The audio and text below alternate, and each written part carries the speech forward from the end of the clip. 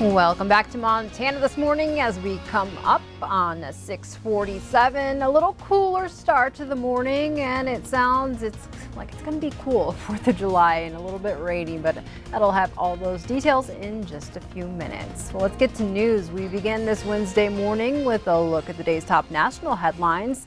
A Navy SEAL was found not guilty by a military court in San Diego of almost all charges, including the murder of a wounded ISIS prisoner. Special Operations Chief Edward Gallagher was only found guilty of posing with the corpse of a captured teenage ISIS fighter.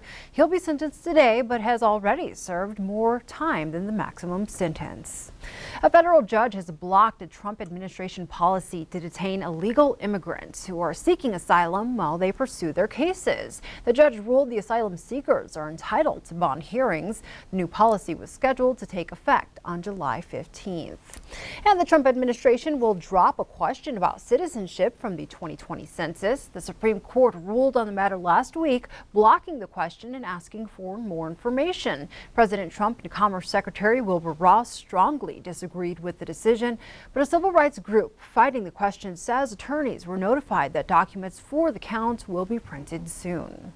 Firefighters in Missoula say an oven fire that ignited butane caused the blast that blew a trailer home right off its frame. The explosion happened on Monday night on Big Flat Road in the Wagon Wheel Trailer Park. When officials arrived, they found flames 35 feet in the air, and all four walls of the trailer had been blown off the frame. A neighbor says she woke up to the loud sound, then a banging at her door. It was the victim begging for help and pleading for water. She said it appeared as if the victim's hands were melted off. That person was taken to the hospital and no other injuries were reported. Authorities are now investigating to determine if there will be any criminal charges associated with the fire. In Billings, areas along the rim, Zimmerman Park and Phipps Park are now closed as a safety precaution for the 4th of July holiday. The Billings Fire Department began closing off the areas at 6 o'clock this morning. Closures include public lands along the rims from Main Street and the Heights, along the south side of Highway 3 and out to Zimmerman Park. Those closures will remain in place until Saturday morning. Vehicle, bike, and pedestrian access is prohibited. Local law enforcement agencies will have patrols along the closed areas. The Billings Fire Department acknowledges it is an inconvenience to the community, but say the closure is an effort to prevent serious incidents that could affect citizens, homes, and emergency responders. After a recent shooting in Pioneer Park in Billings, community members are questioning the safety of Billings parks. Billings police say a newly created parks officer is making a difference. Since being introduced, there's been a 33% reduction in calls to the parks. Still, drinking in the park happens, and homelessness in the park is also a problem. Now we go to Absaroka, where just as it's set to reopen in its new location, the Lending Library has been burglarized. Someone broke into the library Monday night and stole numerous items. A Facebook post states the burglar took items that help provide access to services for those who cannot afford them. One of the library's co-founders, Monica Anderson, says she can't release specifics about the items due to the nature of the investigation. However, she just asked that whoever took the items return them so the library can continue to serve the Absaroka community. The Lending Library is still in the process of setting up in its new location due to popular demand in the community. If you would like to help, you can check out this story on our website.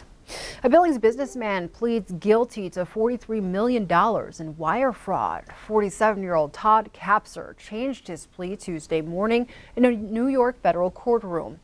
Kapser initially faced three federal charges: conspiracy to commit wire fraud, and aggravated identity theft, but just pleaded guilty to wire fraud. Earlier this year, Kapser was accused of defrauding nearly a dozen banks across the country in a scheme to buy oil tankers through a loan from a Canadian bank. The scheme began in January of 2016 and lasted through April of this year. He is scheduled to be sentenced in New York on November 8th. A Montana family is accusing the FBI of failing to properly investigate the death of a Crow tribal member. There was another hearing in the long-running case on Tuesday in a federal courtroom in Helena. The family of Stephen Bear Crane claims the FBI discriminated because he was Native. In 2005, Bear Crane was shot and killed at a ranch on the Crow reservation.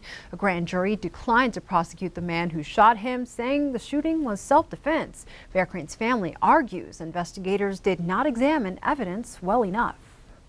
That was how the case started, and the investigation proceeded to an inevitable conclusion when you start with the stereotype that Stephen Bear Crane was responsible for his own death. It's important that someone recognize that this is happening, and until people recognize what's happening on reservations to Native Americans, nothing's going to change. The judge did not make a decision on the case during Tuesday's hearing.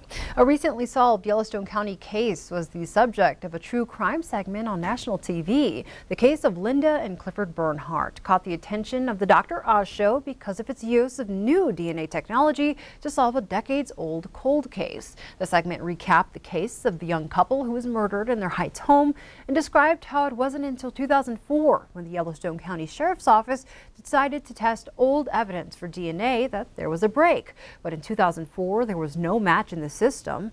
Fast forward 15 years when genealogy testing was becoming increasingly popular, and they finally identified their killer as one of Linda's co-workers. Sheriff Mike Linder joined the show to explain the importance of finally having answers.